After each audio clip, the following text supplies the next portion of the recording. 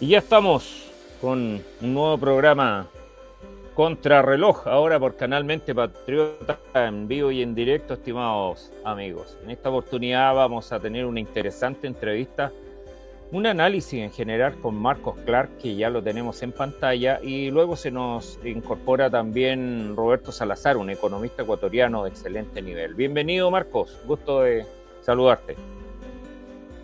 Hola Freddy, gusto en saludar también a todos los auditores que acompañan tanto por tu canal como quienes nos van a ver por las distintas redes sociales en la medida que vayamos reproduciendo. Y bueno, fascinado acá por la entrevista que vamos a tener hoy día, gracias a tu gestión, vamos a tener de primera fuente lo que está pasando en Ecuador, pues así que fantástico Freddy. Gracias por acompañarnos hoy día, Marcos.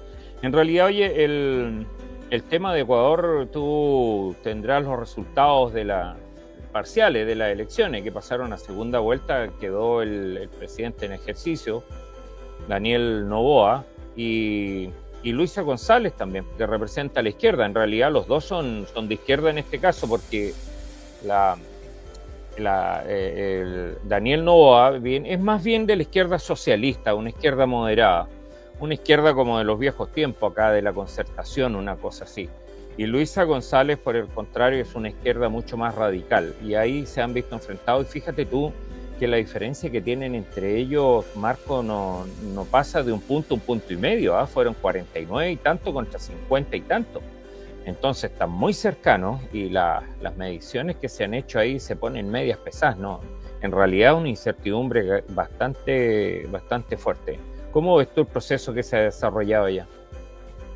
Bueno, o sea, yo de acuerdo a la información que tengo y uno al mirar los medios de comunicación en la que señalaban que el candidato era de la centro derecha, o sea, Daniel Noboa para todos los efectos de los medios de comunicación es de centro derecha.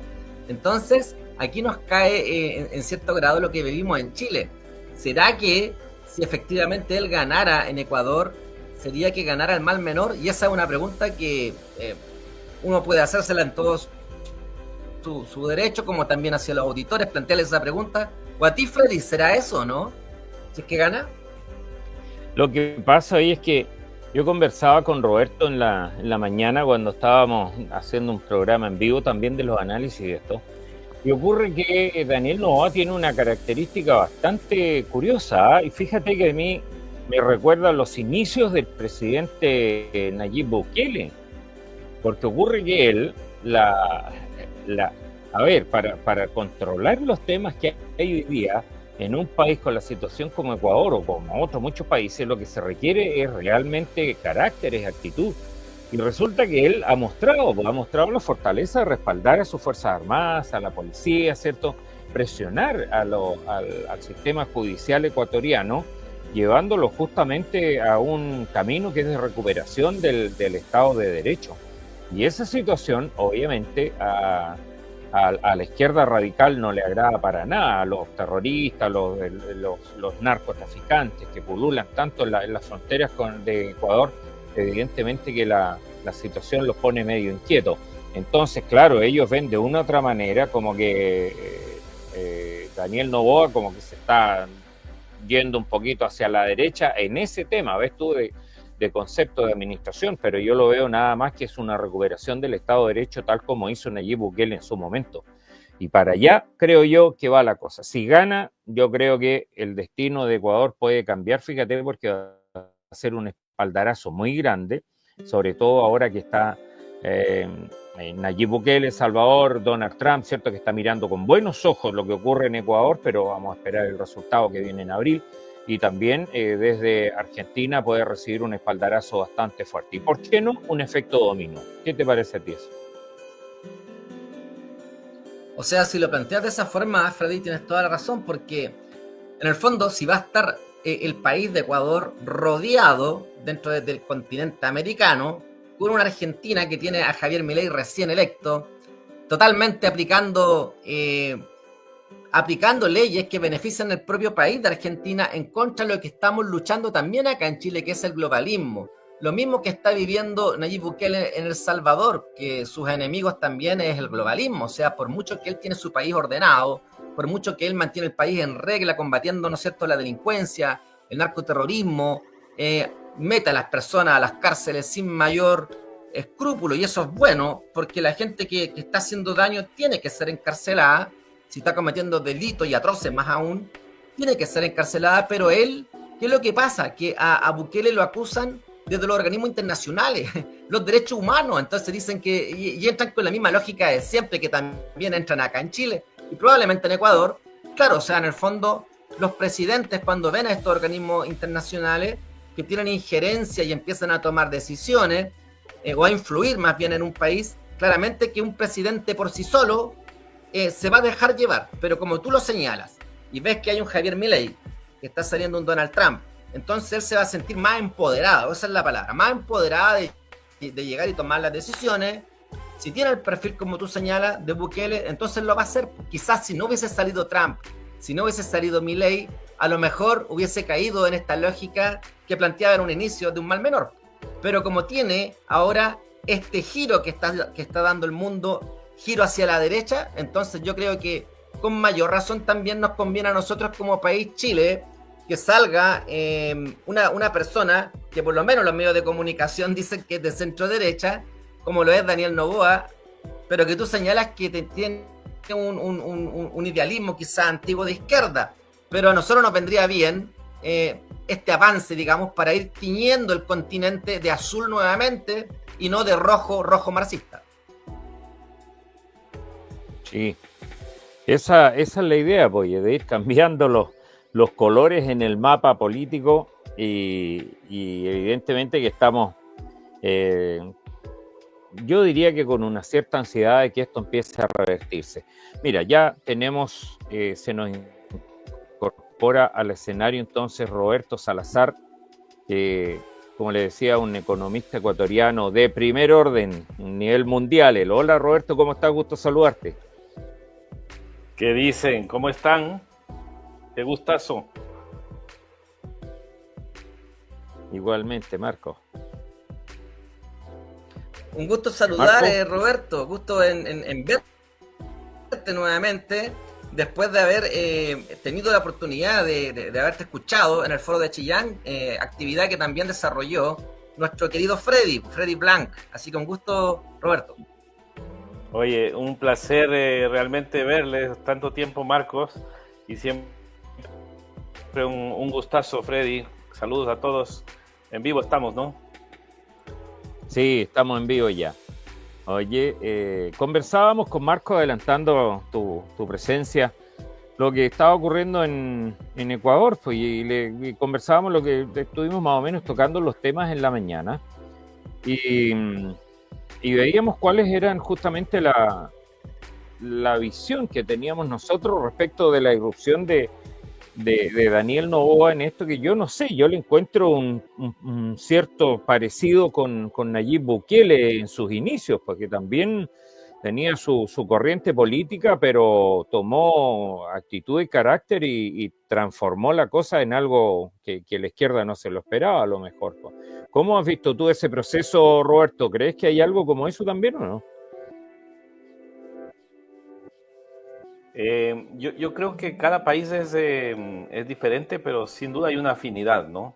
Y es interesantísimo que, por ejemplo, se quiso implantar el tema de las cárceles a la Bukele y no se ha logrado justamente por esas diferencias que hay, pero en cambio se hizo un proceso de trabajo con las Fuerzas Armadas de Ecuador que ha sido realmente histórico. O sea, no es de una vez, ¿no? Es un proceso en el cual las Fuerzas Armadas y la policía, ahí sí históricamente se han juntado. Antes tenían sus desavenencias, ¿no es cierto? No eran tan cercanas como acá uno podría pensar, los militares y los carabineros, ¿no es cierto? Desde hace casi 50 años que son casi una fuerza de tarea que coordina muy bien acá en Chile, pero en Ecuador no era tanto así. Y ahora están trabajando todo, tanto que se ha llamado esto como el bloque de seguridad, ¿no? Y ese es un invento de Noboa, el Plan Fénix. Es bien interesante todo lo que se ha trabajado, y déjenme decirles algo que me parece que es fundamental. Ecuador está volviendo a salir adelante post-socialismo en manera absolutamente democrática, ejerciendo el poder de la fuerza, que es lo que corresponde, ¿no? Claro, ejerciéndola, tratando de recuperar el Estado de Derecho. Conversábamos con Marco. Marco, comentario a las palabras de Roberto. Sí, Roberto, mi pregunta que te hago es, ¿qué diferencia ves tú en el caso que salga electo Daniel Noboa en relación a lo que está gobernando hoy en día al próximo gobierno que tendría? ¿Habría una gran diferencia en cuanto a tú señalabas, y yo también le decía a Freddy, que se va a ver más empoderado dado los países vecinos que tiene? Pero ¿cuánto más va a ser el salto de poder dar esa batalla cultural? O sea, si miramos hoy día, el resultado de la encuesta fue prácticamente un empate, ¿eh? Es un 1%, ¿no es cierto?, de diferencia, un punto y algo, pero para que esa diferencia crezca un poco más, ¿qué ves tú que se va a hacer en el próximo gobierno? O sea, ¿realmente se van a tomar decisiones drásticas? ¿Va a empoderar más políticos? ¿Tiene acuerdos con empresarios a mayor magnitud? ¿O con vínculos con la derecha internacional que hagan de que Ecuador gane la batalla cultural y en definitiva también se vaya en línea con este giro hacia la derecha? ¿Lo ves tú que va a ser posible? ¿O es posible también de que ocurra otra revuelta, otro proceso revolucionario, insurreccional de la izquierda? Mira, a ver, en primer lugar, el presidente se autodefine como un socialdemócrata, así que yo no le veo que él se autodefina como alguien de derecha, pero por sus obras los conoceréis, dicen, ¿no? Y lo que ha hecho en general ha sido una agenda más bien de derecha. A mí lo que más se me parece es a Lagos, acá, ¿no? Que fue alguien que mantuvo en orden las finanzas, pero claro, Lagos se enfocó aquí en el tema de las obras. Allá no hay plata porque se está enfocando en el tema de la guerra, y eso es algo que, bueno, es una guerra contra grupos delictivos organizados que ya vemos acá en Chile como al principio, ¿no es cierto?, el 18 de octubre del 2019, quienes promovían el lío en el que nos metimos fueron los que ahora están gobernando, ¿no? Entonces es una agenda claramente que el Frente Amplio la movilizó, el Partido Comunista la sigue movilizando, a la izquierda, ¿no es cierto?, la estuvo movilizando, hasta los demócratas cristianos se metieron en su momento en esa agenda, así que del centro a la izquierda Chile se metió en ese tema. En Ecuador finalmente parecería que este presidente Noboa, si es que él se define como socialdemócrata, bueno, interesante, porque por último es más o menos como lo que ha terminado siendo Boric en el sentido, ¿no es cierto?, de que la realidad, como decía Margaret Thatcher, es el peor enemigo de la izquierda, ¿no? Pero bueno, en final de cuentas, hay dos cosas que yo creo que son muy importantes y que son señales, ¿no? El presidente Noboa fue el único presidente latinoamericano que estuvo en primera fila en la posesión de Donald Trump, ¿no? En primera fila, o sea, literalmente. Y no estuvo Milei en primera fila, sí estuvieron juntos en un momento previo, así que el alineamiento yo creo que es total, porque obviamente Daniel Noboa, respondiendo a tu pregunta, él viene de una familia empresarial, ¿no? De las familias más ricas del país, una de las 3 familias más ricas del país. Su padre participó varias veces para la presidencia. Su abuelo fue quien hizo todo el gran conglomerado bananero, que implica no solamente la producción y exportación, sino toda la logística, todo el tema de las navieras y los bancos que están alrededor de eso. Entonces, es una familia que, como para darles un dato curioso, su primo, hermano, Leo Campana, ¿no es cierto?, que es, digamos, hijo de la hermana de su papá, jugaba en el Inter de Miami fútbol, por jugar, porque es un chico que le gusta el fútbol, pero el dinero, hacían chistes con Leo Messi, que Leo ecuatoriano tenía más plata que Leo Messi. Entonces, fíjate, no les falta dinero, y por eso es que creo que a la larga hay un intento también de los grupos empresariales de volver a controlar los puertos, la logística y todo lo que se tiene que hacer para poder recuperar la capacidad productiva, exportadora, etcétera, del país. Para mí esa es la lectura de Noboa, ¿no? Claro. En realidad hay harto que escarbar, ¿ah? Porque fíjate que yo te he visto a ti durante varios años, Roberto, haciendo un seguimiento, luchando prácticamente por levantar, desarrollar proyectos de inversión en Ecuador para poder sacarlo un poco de un cierto estancamiento que se le provocó durante varias décadas y quedaron algo a trasmano, atrapados por dos países que no crecieron lo suficiente, no se vieron presionados por las fronteras, me refiero yo a también desarrollar, quedaron metidos ahí medio acorralados.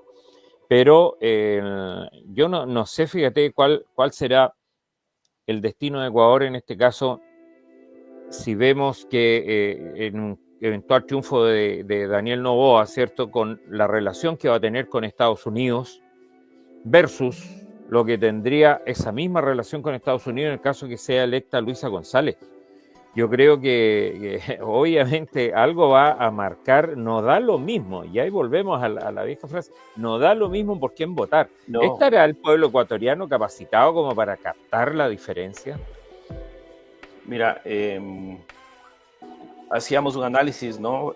Contigo, Freddy, en su momento, que yo te pedía un poco criterio, porque tú eres un conocedor, y fue muy iluminador lo que conversábamos contigo, en términos de que, bueno, en 2 de cada 3 escenarios debería ganar Noboa, ¿no?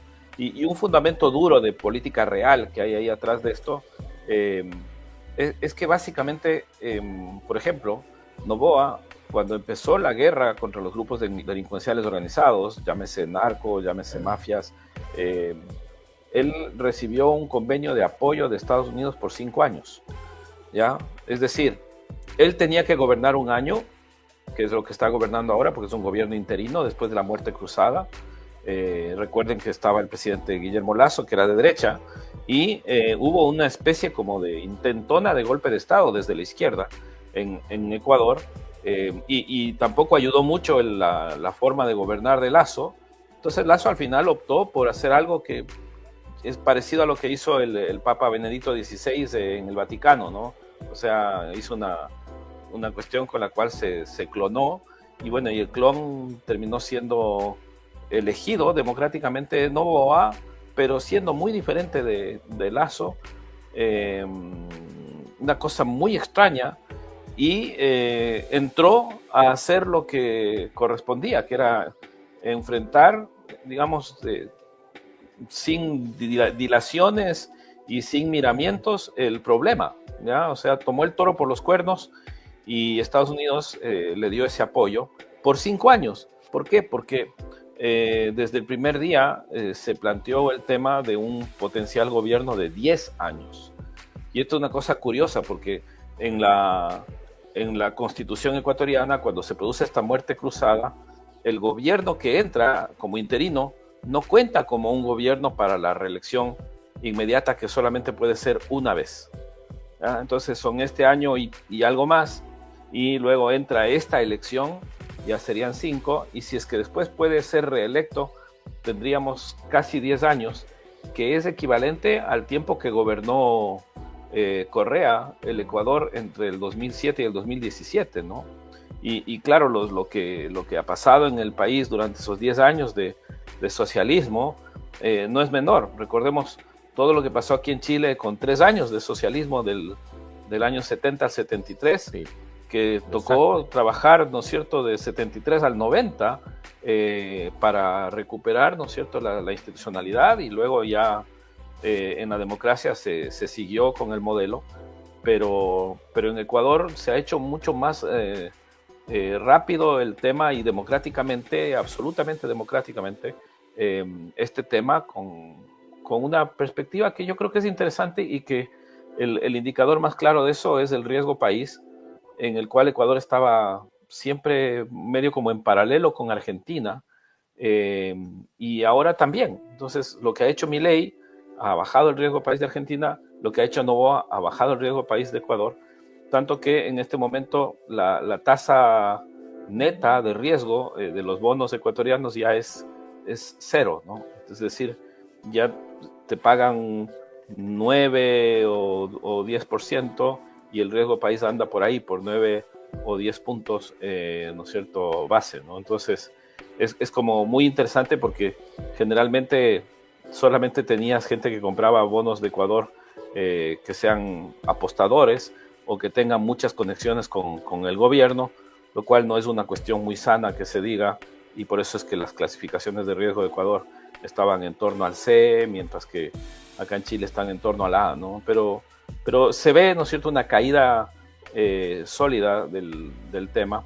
Y ahora también hubo una buena reacción porque finalmente es la primera vez que Ecuador tiene un bloque mayoritario de asambleístas que no sea la primera mayoría Correa, ¿no? Se está discutiendo en este momento si es que efectivamente eso se va a mantener, porque todavía hay actas que se están discutiendo, que son pocas, ¿no? Pero bueno, si es que todo sigue siendo así, probablemente la presidenta de la Asamblea de Ecuador sea la madre de Noboa, que fue quien la pusieron como primera candidata, y no por ser la mamá, sino porque es una mujer que además ya venía hace mucho tiempo acompañando a su esposo en la política, y entonces es una persona muy querida en el país, ¿no es cierto? Y son una familia que finalmente ha luchado mucho durante muchos años, y creo que eso también explica el nombre del movimiento de ellos, ¿no? Que se llama ADN. ADN se llama. Bien, Sí. Roberto. Marco. Sí.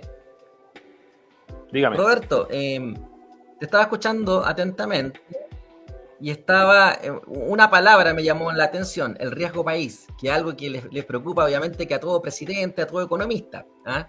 Pero si nosotros pensáramos en los auditores que nos están viendo y que nos van a ver, ¿no es cierto?, después de que este programa quede grabado, si pudiéramos explicarle al auditor las diferencias entre los países, o sea, si pudiéramos comparar Chile y Ecuador.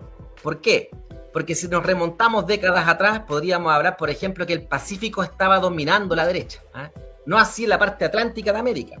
Acuérdate de Fujimori, por acá Pinochet, nuestro general Pinochet, en Ecuador también la derecha en su momento, fuerte, pero en Argentina, mientras tanto, estaba el kirchnerismo, y después llega Milei con la motosierra, a limpiar todo lo que era el país, a sacar todo lo que estaba ahí del Estado, poniendo más lento, sacando toda la grasa que estaba en ese país.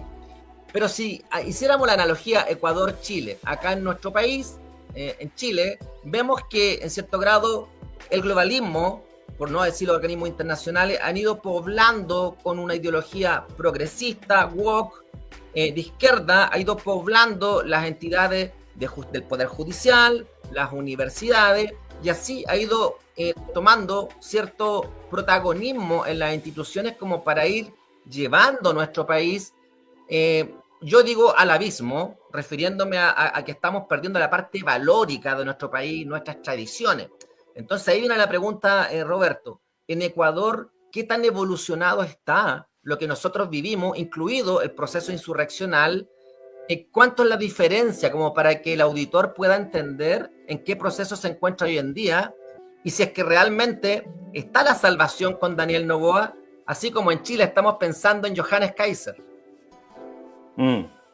A ver, yo cuando bien decía Freddy, yo decía algo como, yo vengo del futuro, porque efectivamente yo llevo 30 años acá en Chile con residencia permanente, ¿no?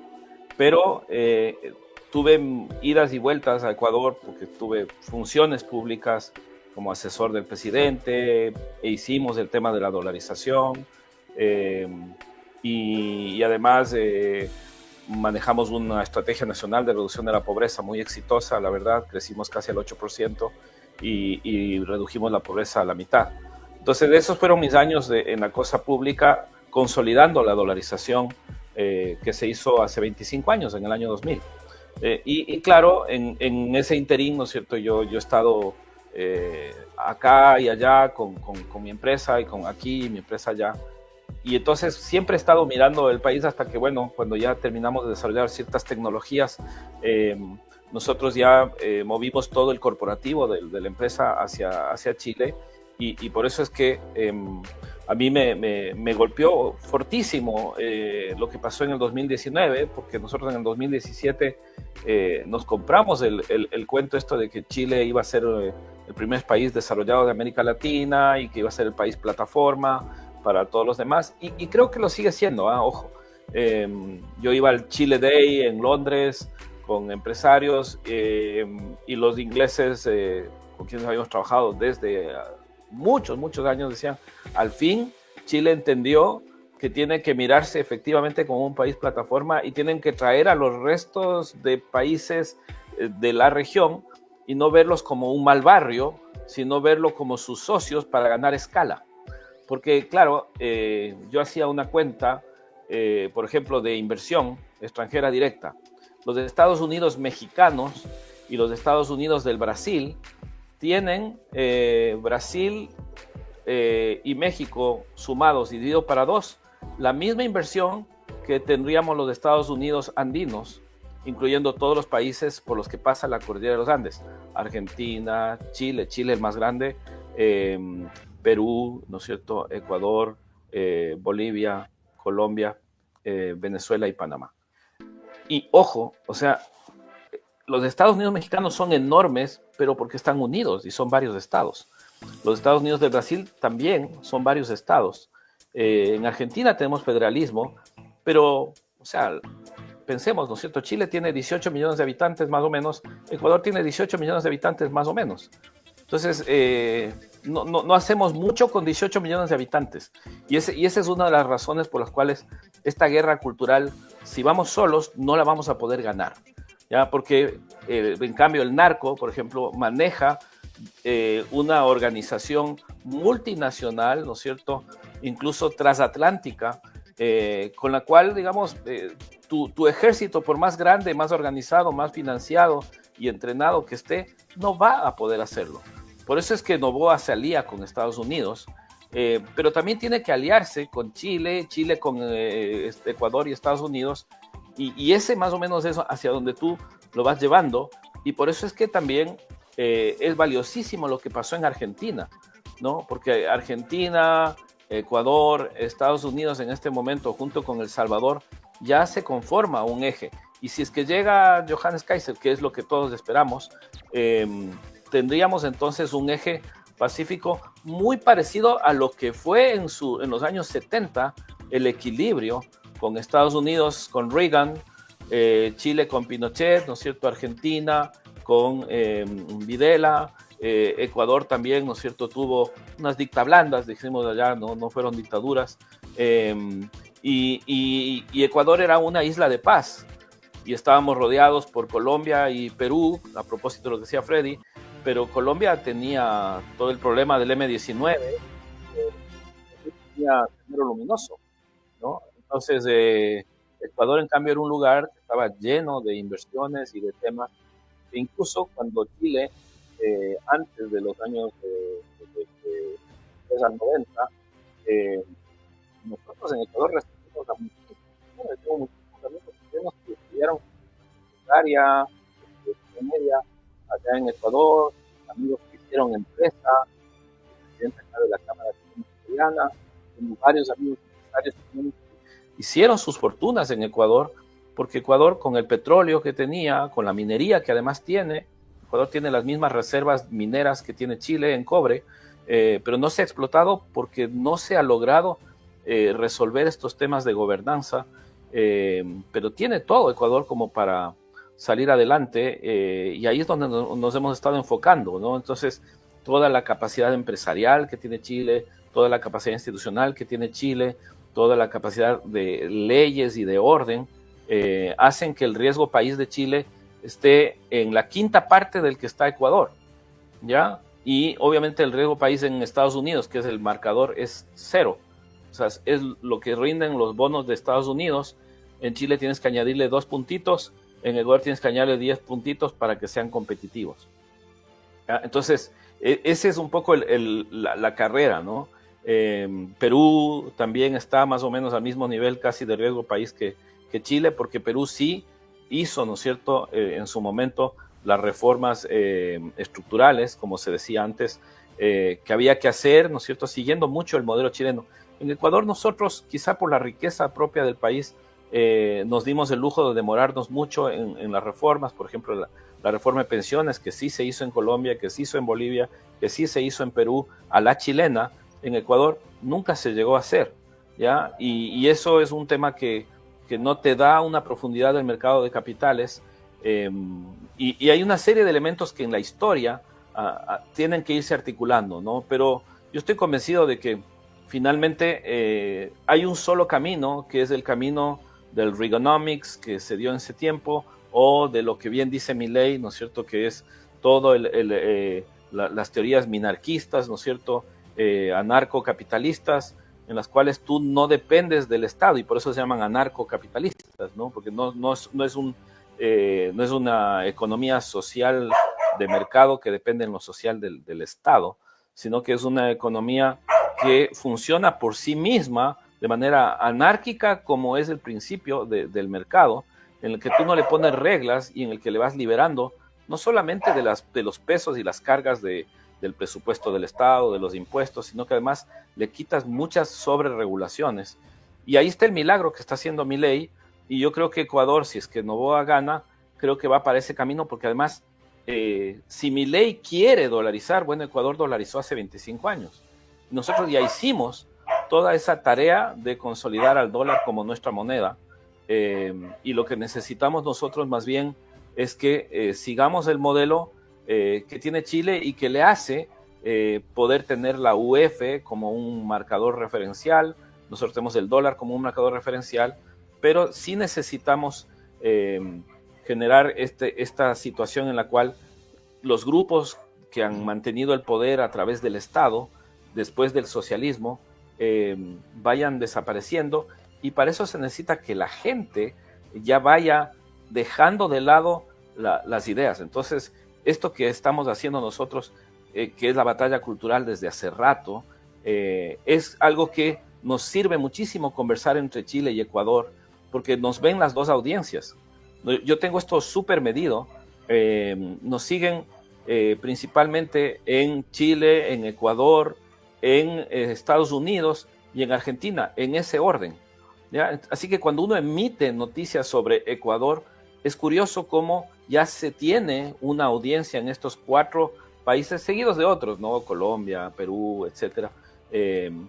Y lo mismo cuando uno emite noticias sobre Chile, también ya hay un grupo de audiencia. Y eso es lo que hemos ido armando nosotros, una red de inversionistas que vayan haciendo negocios de escala con Europa, tomando a Chile como el país plataforma para negocios, incluso fintech, ¿no es cierto?, que utilices todos los temas tecnológicos que acá en Chile están muy desarrollados, porque además la infraestructura te permite. Y eso es algo que Ecuador, Perú, Colombia, etcétera, no lo pueden hacer. Pero acá a ratos es como que estamos muy enfocados en 2, 3 o 4 tipos de inversiones, ¿no? La inmobiliaria, que es como la muy típica, o la segunda, ¿no es cierto?, el tema minero, que es la tradicional, o estamos pensando en inversiones ligadas a temas novedosos como el litio o el hidrógeno verde, pero no vemos el potencial, por ejemplo, de la producción de alimentos que se puede hacer con tecnologías que asocien a grupos, a comunas enteras, y yo creo que ahí es donde hay que trabajar muchísimo. Nosotros ahí es donde nos hemos enfocado, y eso es lo que hace que uno pueda generar atracción de inversiones hacia comunas.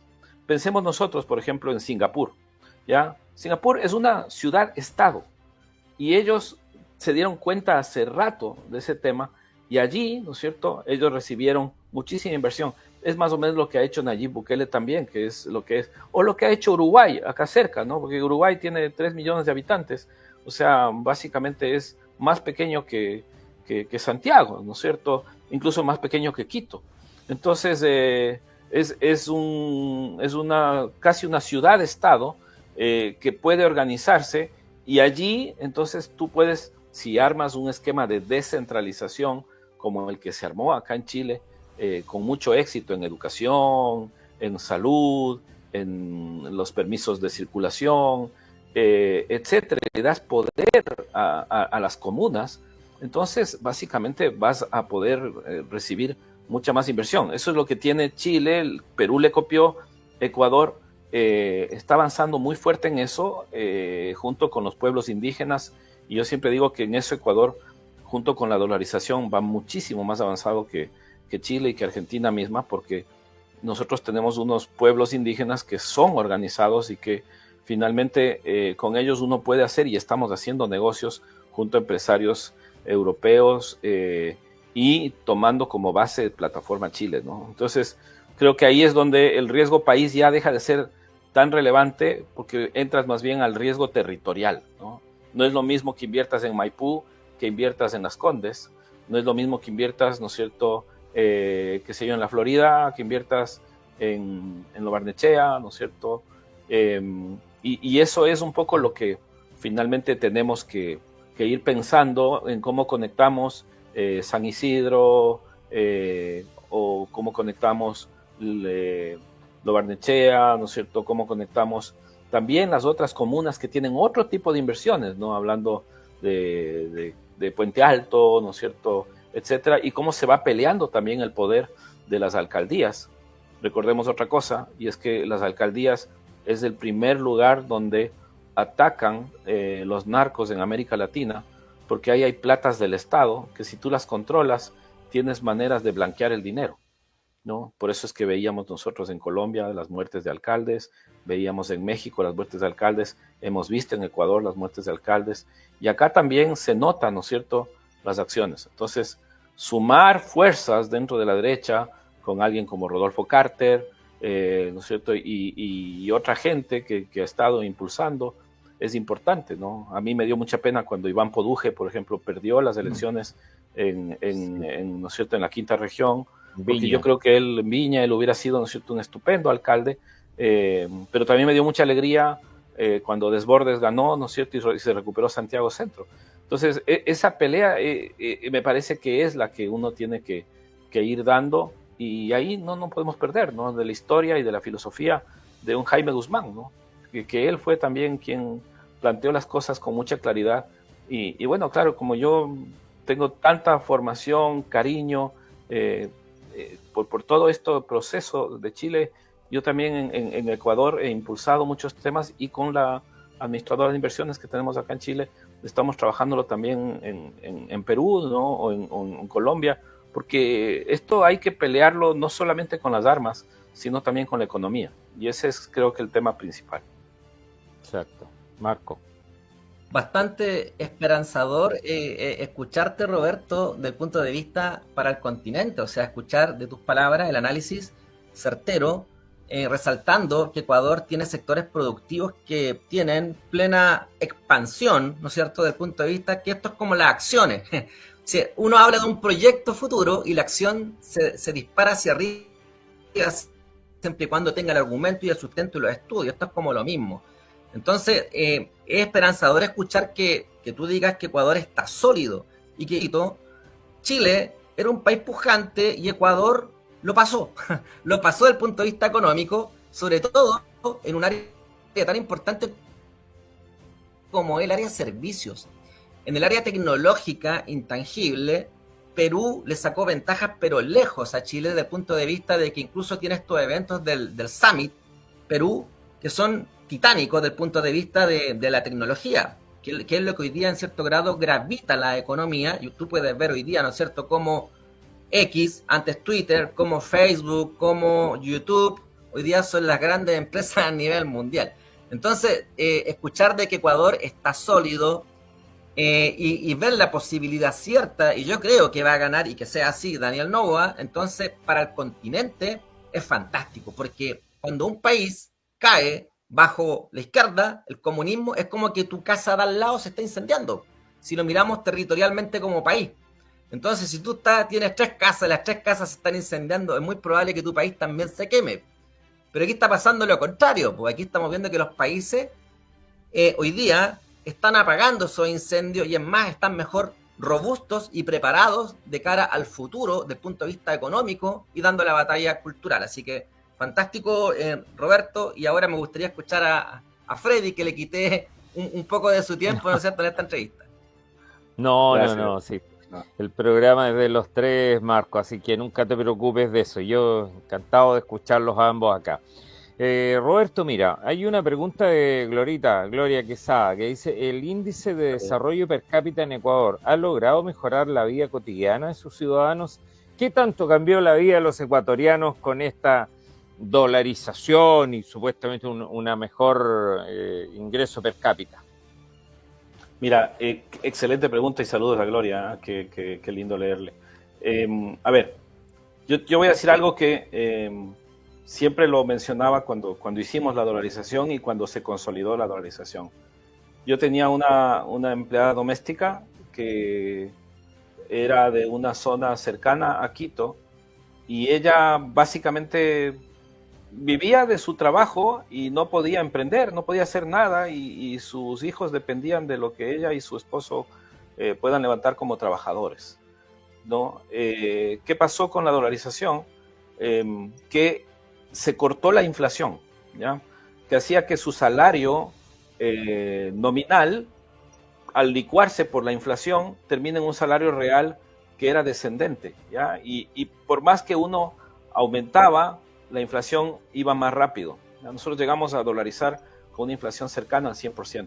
No tanto como Argentina, no tanto como Chile también tuvo en su momento. Ecuador nunca tuvo una inflación muy alta, un país muy rico, pero la mala práctica que había de los políticos que estaban tomados el Banco Central y no había autonomía, hacía que la solución que tú tenías ahí era quitarles el juguete, ¿ya? Y había que quitarles la maquinita de imprimir dinero, porque con eso empobrecían a la gente. Bueno, mi empleada, digamos, cuando ya se bajó la inflación al 2%, que es donde se ha quedado desde hace 25 años, entonces, en vez de tener que sufrir lo que hemos sufrido nosotros de estos últimos años por la inflación, ¿no? Que todos sabemos muy claramente que, qué sé yo, ¿no es cierto?, una pizza, ¿no es cierto?, Little Caesars, que antes comprabas por 5,000, por 5 luquitas, ahora te la tienes que comprar por 7 luquitas, ¿no es cierto?, si no son 7,500, ¿ya? Y ahí tienes, ¿no es cierto?, casi un 50% en 5 años. O sea, es una cosa loca. Y no es porque ellos le hayan subido, porque para ellos mejor que esté más abajo, o vemos también un montón de productos que van achicándose, ¿no es cierto?, y etcétera. Una malaya, ¿no es cierto?, que tú antes la comprabas por 5 o 7 mil, ahora la compras en 10 o más, etcétera, ¿no? Yo tengo clarísimos los precios, ¿no es cierto?, de las cosas. Un litro de leche que costaba como 500 pesitos, ahora lo consigues casi por 900 o más. Entonces, eso de ahí es lo que pasa con la inflación. En Ecuador nosotros le mermamos a la inflación y claro, empiezas a tener excedentes. Y mi empleada lo que hizo fue que se compró un carro, porque además había crédito, y eso no había antes, ¿ya? O sea, la gente no podía, con el sueldo que tenía, nadie le daba crédito. Bueno, le dieron crédito y ella lo convirtió en un taxi para su hijo. Y después se compró otro taxi, y entonces ella ahora tiene, ¿no es cierto?, choferes que manejan esos taxis. Eso no hubiera pasado si no hubiera habido la dolarización. Con un ejemplo súper práctico te lo digo, ¿no? Porque podemos hablar la parte macro, pero acá lo que interesa es cómo la gente va subiendo, que es lo mismo que pasó acá en Chile con la creación de una clase media a raíz, ¿no es cierto?, de tener una inflación baja, un banco central autónomo, instituciones sólidas. Pero en algún momento aquí nos entretuvimos con la idea de que como ya había ciertos ingresos y había recaudación, entonces podíamos jugar con el Estado distribuidor, ¿no es cierto?, y dejar de tener un rol subsidiario, ¿no es cierto?, ya como de llanta de emergencia, que es el que debería tener el Estado, y empezamos a plantear estos esquemas que en lo que han terminado es, ¿no es cierto?, en casos como el de Hermosilla, en el que se ve, ¿no es cierto?, todas las trafacías que han estado haciendo de lado y lado los políticos, y eso es lo que explica, ¿no es cierto?, una emergencia como la de Johannes Kaiser, ¿no es cierto?, para limpiar esa tontería. O lo otro, ¿no es cierto?, que vimos el tema de las fundaciones, ¿no es cierto?, ver, ¿no es cierto?, a gente que llegó con complejos de superioridad moral, y que finalmente terminaron demostrando que son iguales o peores, ¿no es cierto? Porque eso es lo que la justicia afortunadamente ha ido determinando, y también, ¿no es cierto?, todo lo que pasó con los carabineros, ¿no es cierto?, que se les acusó injustamente, y verles cómo ya van saliendo. Entonces yo también tengo mucha esperanza de que aquí en Chile ya vamos entrando en una lógica de racionalidad, pero no se puede ir con medias tintas, sino que hay que mantener pesos y contrapesos, ¿no? O sea, no puedes, por el trabajo de unos que hicimos, el rechazo, que hicimos el en contra, que subimos de 22 a 44 y 66, casi en progresión aritmética, por un trabajo fortísimo que hicimos muchos, ¿no es cierto? No podemos, ¿no es cierto?, entregarles la pelota a quienes con eso entregan, por ejemplo, el tema de las pensiones, como se acaba de entregar, o, ¿no es cierto?, el tema del endeudamiento, porque finalmente es lo que siempre se ha dicho. O sea, el Estado surgió, y el hermano de Johannes Kaiser, ¿no es cierto?, Axel Kaiser, lo dice meridianamente en sus libros, en El economista callejero, ¿no es cierto?, o ¿no es cierto?, este otro libro que copia casi el título Parásitos mentales. el último, ¿no es cierto?, Parásitos mentales, pero el otro, el de ¿cómo se llama?, la ignorancia, la fatal ignorancia, ¿no? Fatal ignorancia. Él dice muy claramente que el Estado, finalmente sus raíces son violentas, ¿no? Lo dice también Milei. Es un Estado que surge por la fuerza para proteger a los ciudadanos, y contra eso les cobra impuestos, y entonces los que tienen el poder para cuidar y amurallar la ciudad, ¿no es cierto?, etcétera, finalmente reciben las canonjías de un poder en el cual la moneda, ¿no es cierto?, y el señoreaje, por eso se llama así en economía. Por eso fue que nosotros, con el presidente Maguad, decidimos cortar con eso para tener futuro en el país y dolarizar. Y por eso es que Milei también quiere dolarizar. Roberto, y eso es, ¿no? Claro. Roberto, mira, nos quedan 10 minutos de programa. Quisiera hacerle la misma pregunta a los dos. Bueno, obviamente Marco, desde su visión acá, tú también llevas muchos años en Chile, pero igual tienes mucho contacto internacional. Pero Marco, quisiera partir contigo. Un análisis, 5 minutos, un análisis de la situación que se está produciendo en Chile en lo político hoy día con la irrupción esta de Johannes Kaiser. ¿Cuál crees tú que es el origen de esto y cuál es tu esperanza, tu proyección respecto de Johannes Kaiser? Bien, Freddy, me diste 5 minutos, así que me voy a explayar en grande, pero voy a resumir en los 5 minutos. Voy a llevar esto a nivel macro. Sí, voy a llevar esto a nivel macro, a nivel mundial. Hablando de la Primera Guerra Mundial, la Segunda Guerra Mundial, ¿no es cierto? La diferencia entre las dos, que si bien es cierto son los años, pero hay un eje en común, que es el padre de Hitler, que fue el argumento para que el hijo Hitler después desencadenara la Segunda Guerra. De ahí en adelante podemos presenciar un totalitarismo bajo el cual quería implementar, ¿no es cierto?, como la Alemania nazi.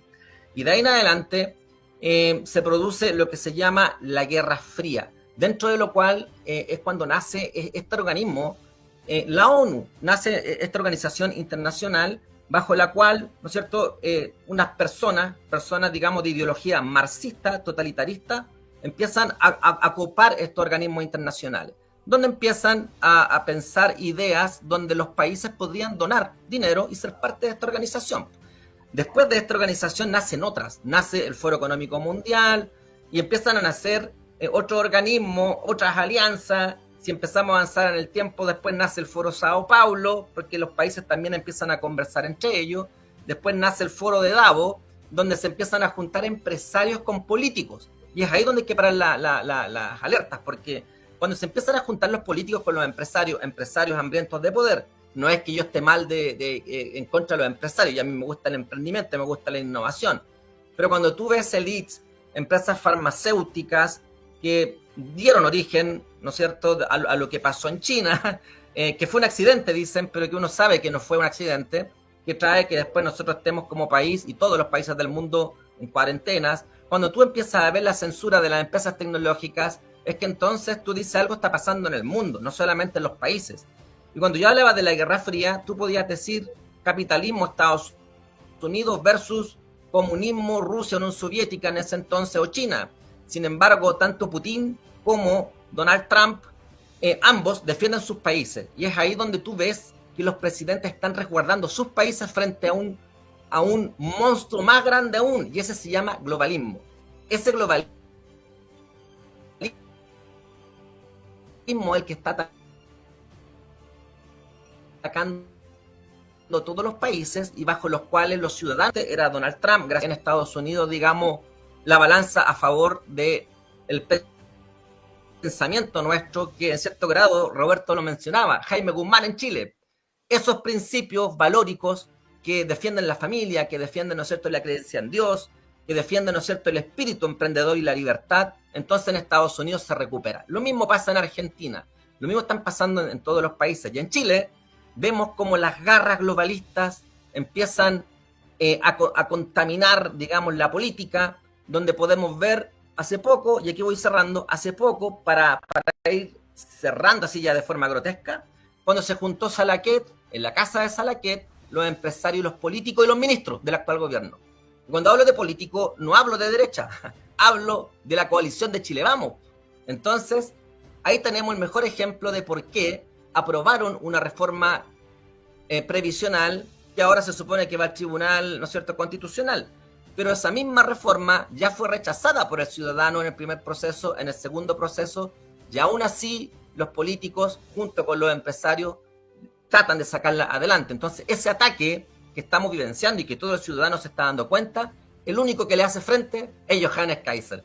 Por eso, Freddy, por eso, Roberto, yo creo que Chile va a dar el golpe a la cátedra, va a patear el tablero, como se dice, como ciudadano, al igual que en Estados Unidos, que en El Salvador, que en Argentina, y vamos a sacar como presidente 2026 a Johannes Kaiser, porque nos hemos dado cuenta, vamos un paso adelante, gracias a las mismas redes sociales que hoy día nos libera Elon Musk, y que Elon Musk hace que se libere también la censura en Facebook, y por estos medios como YouTube, bajo el cual nos invita Freddy, podemos ir informando a más personas aún. Freddy, este es el análisis como para contextualizar por qué Chile está así y por qué Johannes Kaiser es la única salida. O sea, si sale otro presidente, vamos a caer en el globalismo. Gracias, Marco. Coincido, fíjate, absolutamente en eso. Y Roberto, desde tu mirada, también con tus años, observando la política, no tan metido ahí, pero sí viendo la parte económica y sufriendo esa parte económica también de distintos modelos o visiones de administración del Estado entre una derecha, una izquierda, y hoy día con la situación caótica de Chile, un grupo que se autodefinía de derecha, vemos que con el tiempo no es nada más que una autopercepción. Ya ellos hablan que son de derecha, pero en realidad están en el centro y bastante tiradito para la izquierda. ¿Qué piensas tú de lo que decía Marcos y tu visión propia de esto? No, yo también coincido. O sea, creo que Milei lo dice con total claridad, la casta, ¿no? Y la casta es un problema, ¿no? Porque cuando tú tienes esto, el problema que se llama en economía es el problema de la captura del regulador, ¿no? El cheese and wine es el ejemplo clarísimo de la captura del regulador. Y claro, cuando tú tienes grupos que son conniventes con el poder, empiezas a mezclar los negocios con el Estado. Y eso es casi tan letal como mezclar la iglesia con el Estado, ¿no? Tiene que ser un Estado laico, no solamente en el sentido religioso, sino también en el sentido ético, ¿ya? Y el laicismo no es solamente un tema de no ser religioso, es un tema de ser ético, ¿ya? Una persona laica, también, por ejemplo, en la Iglesia Católica, los católicos laicos, somos gente que seguimos sin haber tomado votos, pero tratamos de buscar la santidad, ¿no? Y entonces, ¿por qué es que tú no logras tener en el Estado y en el mundo empresarial gente que busque la santidad? Pues, buscan todo lo contrario, que son unos diablos, ¿no? Entonces, cuando tú miras esto, no hay forma de que las pymes se levanten, ¿no es cierto, Marcos? Que tú tienes esta iniciativa, ¿no es cierto?, tan buena de pymes se levantan. No hay forma, porque no te dejan espacio, porque se crean monopolios que se juntan. El monopolio del Estado con los monopolios que están alrededor del Estado.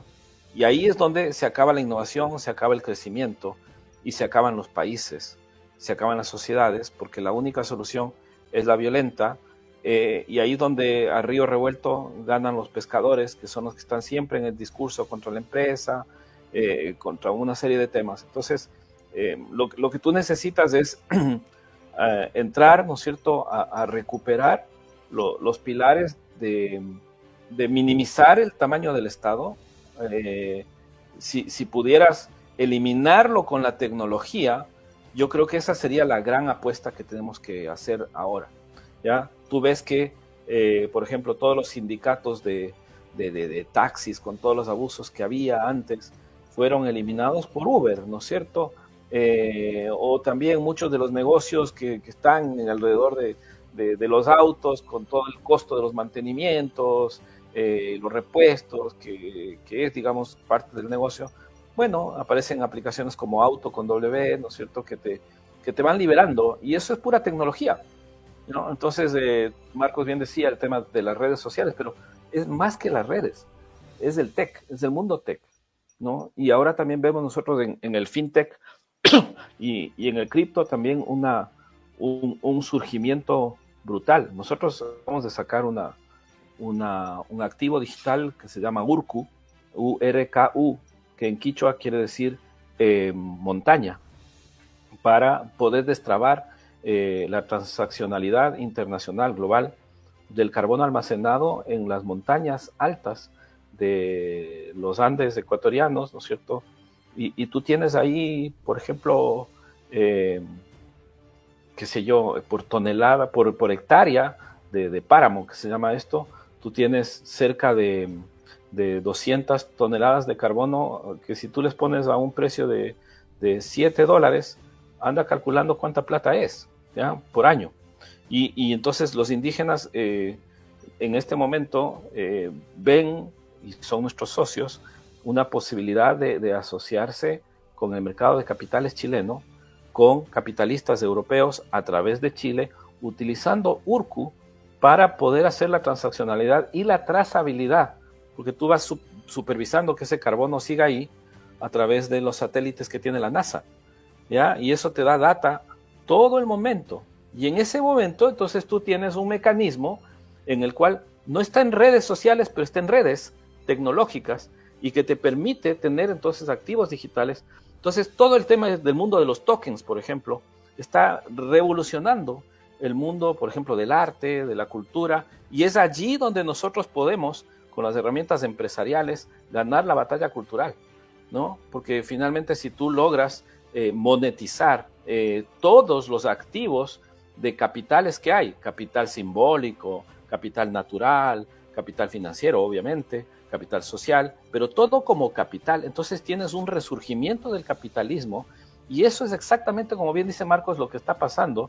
Y tú viste en la toma de posesión de Trump, estaban todos los tech alrededor, ¿no? Estaba Google, estaba, ¿no es cierto?, obviamente Elon Musk, estaban todos. Y entre esos estaba Noboa. Y entonces eso es lo que te digo, o sea, el Ecuador con la dolarización y con todo lo que está pasando, está a ese tema. Todavía no llega el Ecuador a los niveles de un El Salvador que le dio paso libre a Bitcoin, o un Chile, ¿no es cierto?, que tiene una ley fintech maravillosa, pero vamos para allá, porque ese es, cuando tú estás dolarizado, la única vía es el capitalismo, porque tú necesitas productividad, y la única forma es con inversión.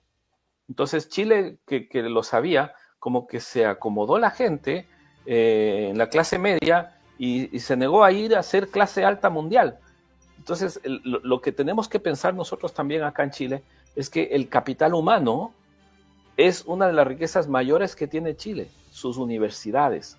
Es una cosa maravillosa la cantidad de gente brillante que hay acá, y uno se siente feliz de trabajar porque tienes toda gente inteligente, informada, formada, además con valores, y esa es la gente que vota, y por eso es que logramos a través de las redes, movilizar y subir de 22 a 44 a 66, hasta darnos cuenta, hasta interiorizar este tema. Entonces, una batalla cultural que la vamos ganando y que no vamos a retroceder porque la gente se quiera ir al centro, porque tenemos que mantenernos en el lugar hacia donde está yendo el mundo como respuesta a los errores que ha cometido el planeta.